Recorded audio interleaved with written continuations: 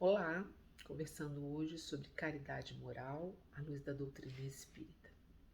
No Evangelho segundo o Espiritismo, no capítulo 15, no item 10, intitulado Fora da caridade não há salvação, é uma mensagem do Espírito Paulo, o apóstolo, de 1860. Nesta mensagem, Paulo fala que para todo cristão e por conseguinte todo espírita, a caridade é o estandarte que deve levar pela vida na terra para conseguir a paz, assim como nos céus para receber as graças do Senhor. Que a caridade tenha a capacidade de deixar um perfume ao redor daquele que a pratica. Em diversos momentos nos evangelhos, na Bíblia, nós vamos encontrar a referência da caridade nas palavras de Jesus, sejam nas histórias, nas parábolas e mesmo na descrição das atitudes do Mestre. Como, por exemplo, no Evangelho de Mateus, no capítulo 25, a partir do versículo 34, mais ou menos, há uma história que Jesus conta de um rei que ele agradece aos seus servos, ele os contempla, porque ele diz que ele teve fome e eles o alimentaram, ele teve sede e eles saciaram a sede dele, ele esteve nu e os vestiram, e o vestiram, ele esteve estrangeiro e foi acolhido. Ele esteve preso e ele esteve doente e foi visitado.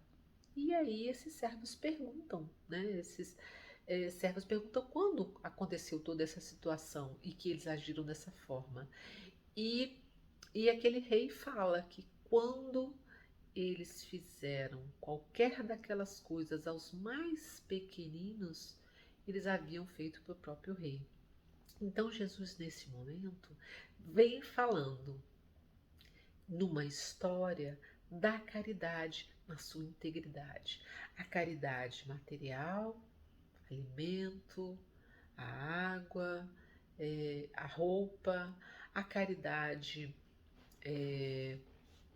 moral, a caridade do acolhimento, a caridade da visita, e a gente pode estender, abrir um pouco mais isso, como por exemplo, quando a gente pensa em visitar alguém no hospital, em tempos de pandemia, ou mesmo em casa, se tornou uma coisa até perigosa, né? Mas, mas desde o tempo de Jesus se fala isso. Porque o momento em que a pessoa adoece é um momento de muita fragilidade.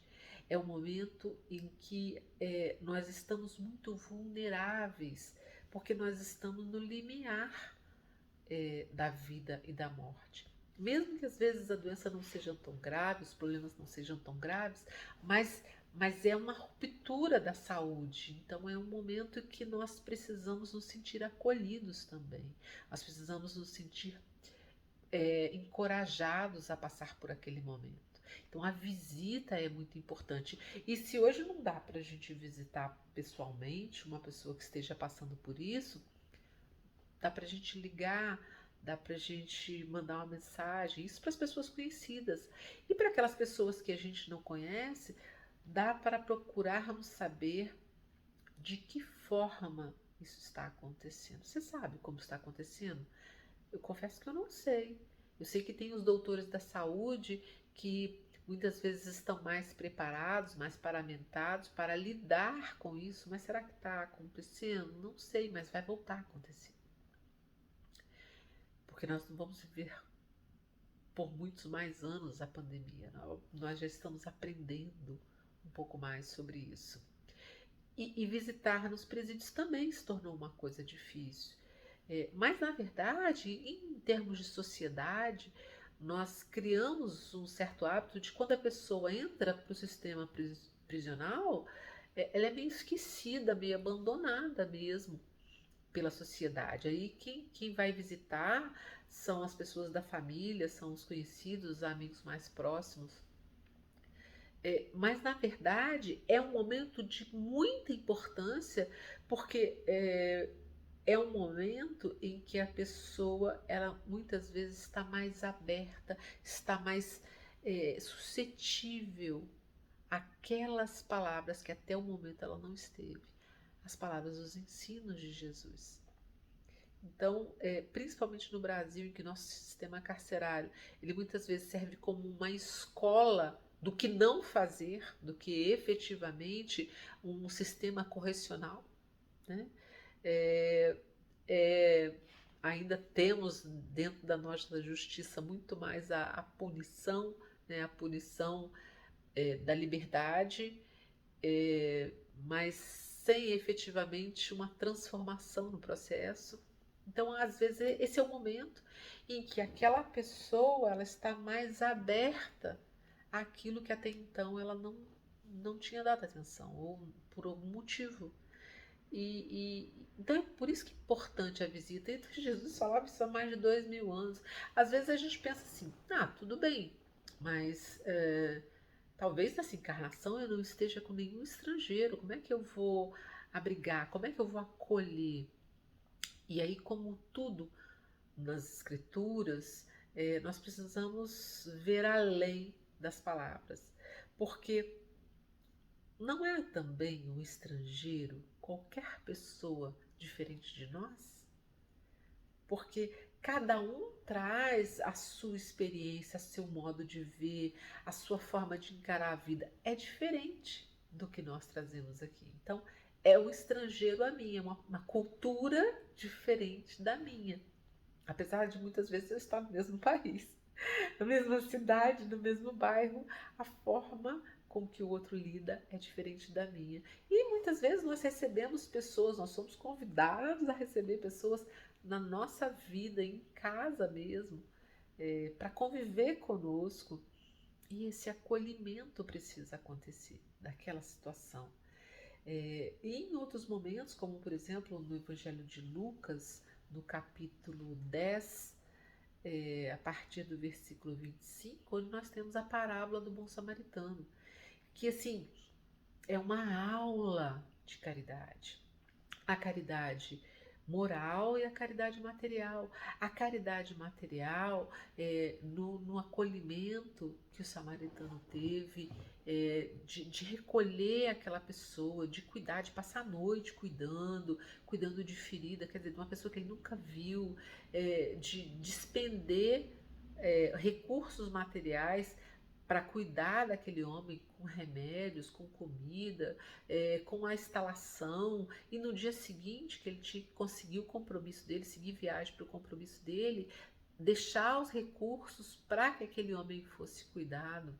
Então essa parte toda material, que foi toda pensada, ao mesmo tempo, esse lado moral, que dos três que passaram ali, ele foi o único que teve compaixão com o sofrimento do outro.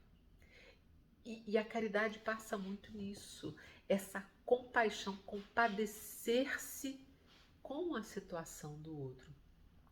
Quando nós olhamos na questão 887 do Livro dos Espíritos, e nós vemos lá a pergunta de Kardec, como o que era a caridade, o que é a caridade segundo o entendimento de Jesus. Então, a resposta dos Espíritos é benevolência para com todos, indulgência para com as dificuldades alheias, né? E perdão das ofensas. Aí nós pensamos assim, ser bom, benevolência, ser bom, praticar o bem. Praticar o bem é uma forma de excluir o mal do mundo. Porque quando nós pensamos assim, existe o mal, existe o bem. É criação de Deus, que é soberanamente bom e justo. Como ele é bom e justo, ele não criou o mal. Ele criou o bem. Mas o mal ocorre toda vez que o bem não está ali. Por exemplo, se nós fizermos uma comparação entre a luz e a escuridão ela não existe. Na verdade, é a falta da luz. É só colocar a luz que ela deixa de existir. Então, ela não existe em si. Ela existe pela falta da luz. Então, o mal, ele não existe em si. Ele não foi criado. Foi criado o bem. Só que toda vez que o bem não se faz presente, ali o mal se desenvolve. Ali o mal acontece. Então, quando Jesus fala quando Allan Kardec pergunta, os espíritos explicam que Jesus entendia como benevolência, como fazer o bem. Benevolente é aquele que põe o bem em movimento. Então, fazer o bem é uma atitude, é uma ação. A indulgência é clemência com o jeito do outro, com a forma que o outro faz. E ao mesmo tempo, a gente vê, não dá para você ser indulgente se você for orgulhoso. Porque o orgulho diz o quê? Que só o meu jeito que tá certo, que eu é que sei de todas as coisas, que ninguém sabe mais do que eu. Então, como eu consigo ser indulgente se eu não aceito o jeitinho do outro? Né? Que aí cai também na questão lá do estrangeiro, ou seja, aquele que não sou eu, né? Aquela pessoa que é diferente de mim. Então, a indulgência, ela me chama a ter essa clemência com o outro, essa diferença, a aceitar essa diferença. E o perdão das ofensas, ele é tão... É a capacidade de desculpar o outro, né? De tal forma que Jesus colocou também lá o perdão na oração dominical, no Pai Nosso. Porque eu preciso perdoar o outro conforme eu preciso das minhas faltas também sendo perdoadas. Ou seja, uma atitude de humildade, porque humilde não é o simples. Humilde é aquele que sabe o que é e aquilo que não é. Então eu sei que eu vou mandar mal. Então eu vou mandar mal e preciso que as pessoas me perdoem. Então, que eu perdoe nessa mesma condição. Agora, se eu não consigo perceber as minhas faltas,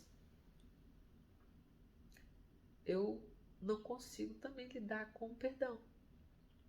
Né? Eu vou achar que todo mundo erra comigo, todo mundo manda mal comigo, mas eu mando bem. Eu tô mandando bem. Então, olha como é interessante que quando você fala de caridade, você acha que está falando de uma coisa daqui para fora, mas ela começa lá dentro, porque eu preciso me reconhecer, eu preciso me conhecer, eu preciso desenvolver o trabalho constante do autoconhecimento, para que eu possa ser bom. Então, para que eu coloque a luz onde há sombra em mim, para que eu traga o bem aonde o mal está acontecendo por falta do bem. E para que essa indulgência, ela comece também para comigo. Mas não aquela indulgência de tipo assim, eu perdoo tudo porque eu sou bom pra caramba. Não. A indulgência de perceber que eu vou mandar mal. Se eu vou mandar mal, outros também vão mandar mal. E que nós somos diferentes. Nós não temos que ser iguais. A forma como nós lidamos com as coisas muitas vezes dão certo, e estou para dizer que muitas vezes dá certo por um mero acaso do destino. Não significa que nós sejamos realmente bons em fazer alguma coisa. Às vezes deu certo, bacana, mas existem 1000 formas de fazer, não necessariamente só a minha. Daí eu já mando, né, para para longe de mim o orgulho, porque egoísmo e orgulho são as duas chagas da humanidade, porque impedem o ser humano de observar-se como realmente é.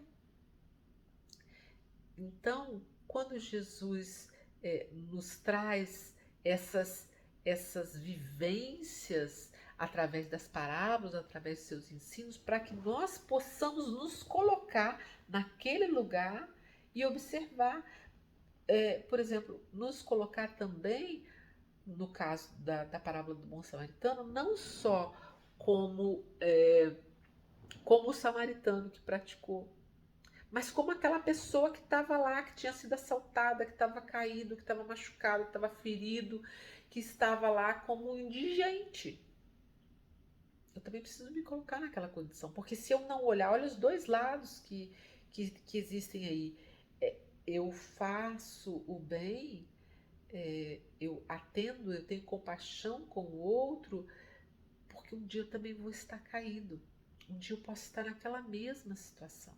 Ou eu já posso ter estado naquela mesma situação daquele homem, porque não diz, mas se ele foi roubado é porque ele tinha alguma coisa, né? Ladrão não rouba gente que não tem nada. A pessoa tem que ter pelo menos alguma coisa para ser roubada. Então, se aquele homem foi assaltado, é porque ele tinha recursos, é porque ele tinha algo que tornou alvo ou tornou-se desejável. Então, vem esse outro lado também de enxergar. E como eu pratico a caridade? Bom, eu pratico a caridade por pensamento, eu pratico a caridade por palavras, eu pratico a caridade por ações. Antes de agir, eu preciso pensar. Antes de falar, eu preciso pensar. Através do meu pensamento, o que eu posso fazer? Hoje eu estava tomando um café com a minha filha e uma amiga, uma padaria, e aí eu estava vendo de relance, enquanto a gente aguardava o pedido, estava vendo de relance que estão acontecendo várias enchentes na Ásia. Ora, eu estou aqui no Brasil, aqui na América Latina. O que eu posso fazer para uma pessoa que eu não conheço e que está na Ásia? Através do meu pensamento, eu posso orar. Eu posso vibrar para que aquelas pessoas tenham a resignação, a resiliência de passar por aquelas situações, mas também para que outras pessoas que possam ajudá-las o façam, já que eu não consigo fazer nada daqui. Então, o meu pensamento. Quando muitas vezes eu penso na palavra, como eu estava falando da visita que a gente faz ao presídio, né? Ou ao hospital, uma pessoa doente, as palavras que eu vou falar, não só lá, como em todos os lugares, e que muitas vezes vai ser a caridade, o meu silêncio também. Hoje nós já temos, já algumas décadas, né? O estudo eu estava lendo outro dia o livro sobre comunicação não violenta. Eu só me lembro sobre o nome dele agora, o Marshall, o nome sumiu da minha mente. Mas como nós somos violentos com as palavras, não somente com o teor, mas também com a forma.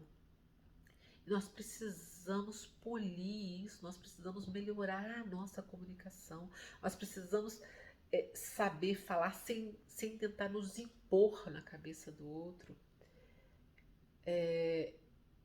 Nós podemos discorrer aquilo que a gente pensa e a gente pode compartilhar, mas a gente não pode tentar impor o nosso pensamento na cabeça de ninguém, né? Porque seria orgulho achar que só o nosso pensamento é que é o bom, é que é o certo. E através das nossas ações, que aí, olha bem que interessante, da nossa caridade moral, essa que nós não gastamos nem um centavo para fazer, através dos nossos pensamentos, através das nossas palavras, decorre naturalmente a caridade material. Porque aí é ação, é o momento em que efetivamente eu transformo aquele meu desejo de ajudar, de servir em comida, em água, em roupa, em tempo que eu dou, enfim, através dessa consciência, através desse conhecimento que eu tenho da importância de ajudar o outro, da importância de sair do meu mundinho. O meu mundinho é importante, porque se eu não me conhecer, veja bem,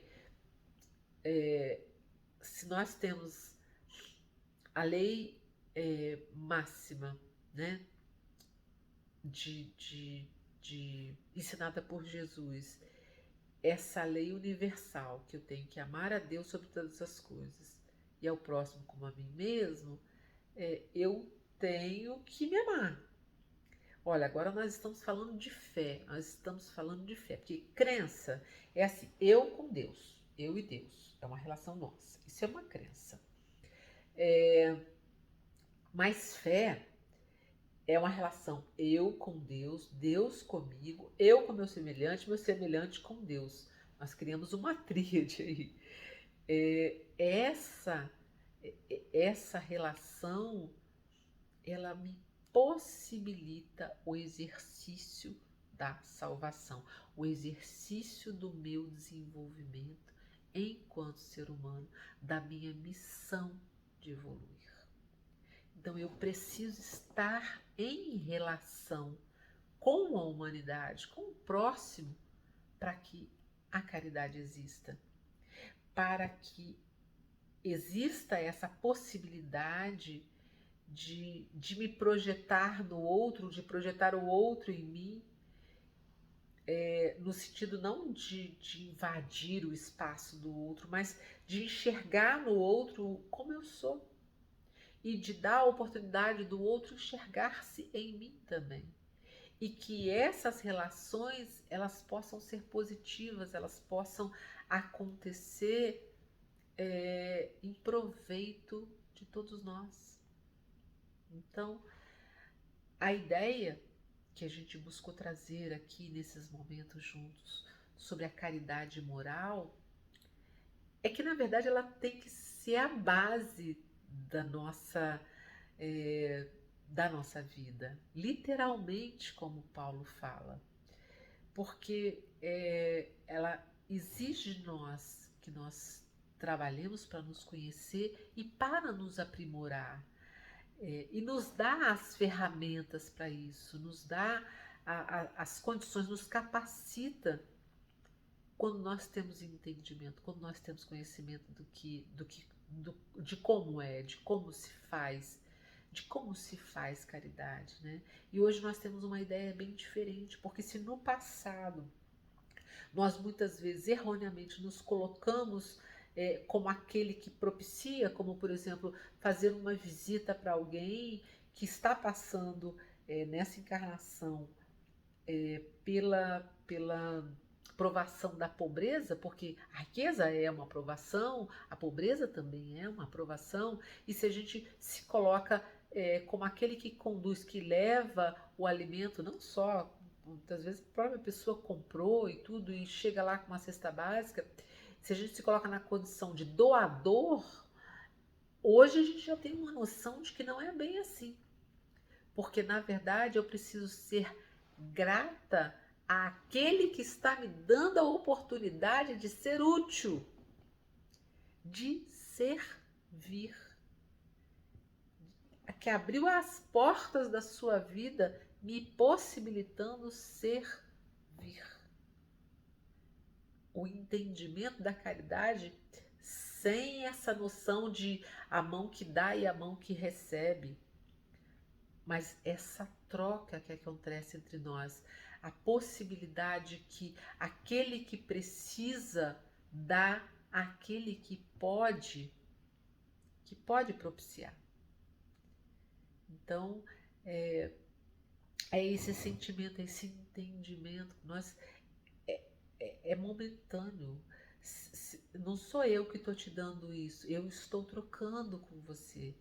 Porque se eu estou te dando algo, você me permitiu fazer parte da sua vida. E por você permitir, você ter comigo essa indulgência de aceitar o que eu sou capaz neste momento e permitir que eu faça parte da sua vida dessa forma, eu me sinto grata.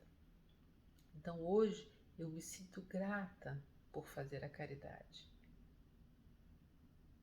Porque na verdade a caridade é para comigo mesmo. Quando eu faço bem ao outro, antes de mais nada, estou fazendo bem a mim mesmo. Não de uma forma egoística, né? Não de uma forma eu, meu, para mim, eu em primeiro lugar. Mas eu, enquanto indivíduo, que divido esta vida com muitas outras pessoas. Foi só para refletir, só para a gente pensar um pouquinho junto.